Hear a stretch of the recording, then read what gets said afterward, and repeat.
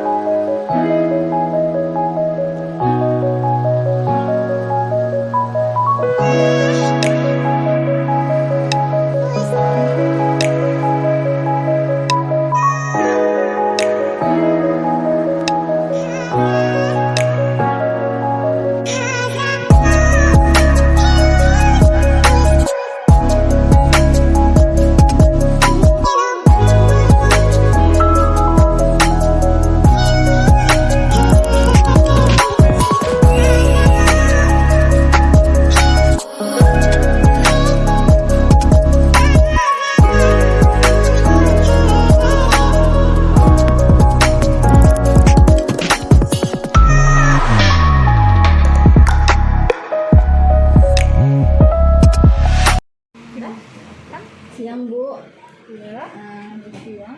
Sebelumnya saya ingin berterima kasih sama Ibu karena Ibu telah meluangkan waktu untuk saya. Jadi di sini saya akan mewawancarai Ibu sekaligus memberikan pertanyaan kepada Ibu. Siap Ibu? Pertanyaan yang pertama, bagaimana sejarah berdirinya Sekolah Nurul Hasanah wal Barokah ini dan sejak tahun berapakah terbentuk? Jadi sekolah kita itu dibangun tahun 2013, jadi sekitaran 8 tahun yang lalu. Nah itu awalnya sekolah ini dibangun untuk menjawab pertanyaan masyarakat di sini bahwa memang sebelumnya di lingkungan kita ini, yang 19 Kelurahan Rengas Pulau ini belum ada sekolah agama.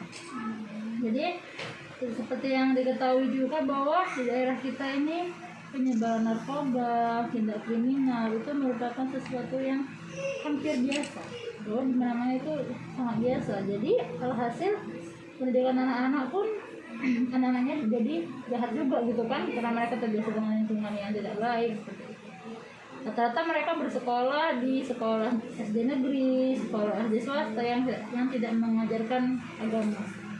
Dan perlu kita ketahui bahwa pembangunan karakter itu kepada anak itu perlu. Jadi karena jauhnya sekolah agama dari sini, maka anak-anak lebih memilih ke sekolah SD yang tidak ada basic agamanya. Maka kita bangunlah yayasan ini, sekolah kita, untuk menjawab permintaan masyarakat di sini bahwa memang kita harus memiliki satu sekolah agama di lingkungan kita sebagai upaya untuk memperbaiki karakter anak-anak di sekitar sini. Tujuannya semoga anak-anak di lingkungan 19 dan sekitarnya bisa menjadi anak-anak yang berakhlakul Islam, berakhlakul karimah. Berarti dari 2013 sudah 8 tahun kita berdiri di sini, dan ya semoga panjang lagi lah usia kita di sini. Pertanyaan yang kedua, apa visi dan misi Ibu untuk memajukan atau mensukseskan sekolah ini? Visi dan misi saya itu visi dan misi sekolah lah ya, untuk memajukan sekolah ini bisa dilihat tujuan yang dari televisi dan dari dinding itu, bahwa visinya adalah kita ingin menjadikan siswa itu memiliki kepribadian yang imlak, dia beriman dan berakhlak. Selain iptek tadi, mempunyai kemampuan iptek kan yang pengetahuan dan teknologi, dia harus juga punya imlak, beriman dan berakhlak. Jadi di samping anak kita itu memiliki kemampuan ilmu pengetahuan dan teknologi yang baik, juga harus dibarengi dengan kemampuan iman dan akhlaknya. Jadi kita ingin anak kita tuh, nanti anak-anak murid kita tuh menjadi anak-anak yang cendekiawan muslim. Jadi samping dia pintar, dia juga harus bisa beriman dan berakhlak tadi.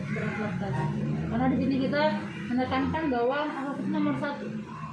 Adab itu nomor satu, bahwa memang jangan sampai di sekolah ini kita pintar tapi tidak berakhlak. Ini masalahnya lagi saudara bodoh tak berakhlak pula ya kan. Nah, jadi bagaimana anak-anak tadi dia itu akhlaknya kita kedepankan. Pintar itu nomor 2, nomor 3-nya. Yang pertama itu berakhlak dulu. Karena banyak orang pintar tak berakhlak hancur, menghancurkan yang di bawah-bawahnya. Maka kita mau anak kita menjadi orang yang berakhlak. Terakhirnya Bu, apakah Ibu kedepannya mempunyai target ataupun rencana untuk sekolah ini? Lalu adakah persyaratan tertentu untuk bergabung mengajar di sini? Kalau target kedepannya pasti ada.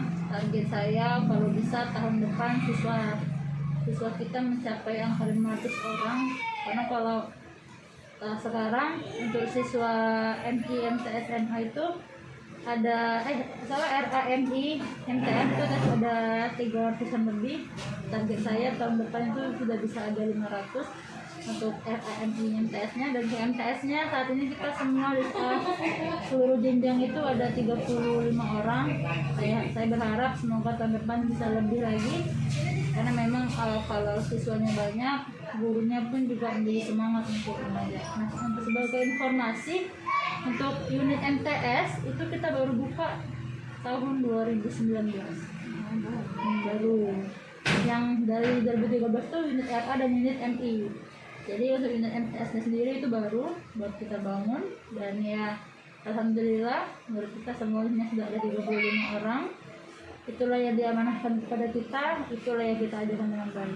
Semoga ke depannya lagi lebih banyak lagi menurut kita, supaya kita bisa sama-sama ya memperbaiki akhlak tadi, dan juga bisa menyalurkan ilmu tadi. Untuk kualifikasi mengajar di sini ya, yang pertama, kalau dari saya, dari pihak yayasan sendiri itu menekankan bahwa ketika mau mengajar di sini berarti harus cinta dengan sekolahnya, dengan segala kegiatannya di sini. Kita lebih senang lagi dengan guru-guru yang mempunyai loyalitas yang tinggi. Jadi tidak hanya datang kemari untuk bekerja, tapi datang kemari untuk beramal. Kita kata seperti itu. Karena kita di sini ada pengajian, kita di sini juga ada arisan, yang dimana kita ada majelis taklimnya. Jadi untuk mengajar di sini harus siap dan harus bersedia berkontribusi dan juga beramal bersama di sini. Itu sih. Jadi tidak perlu dia yang harus tamatan S1 universitas ternama, tidak harus, tapi yang penting dia rajin, giat, mau belajar dan mau beramal, berkontribusi bersama kita di sini. Baik Bu, terima kasih ya Bu ya. Terima kasih Bu. Iya sih.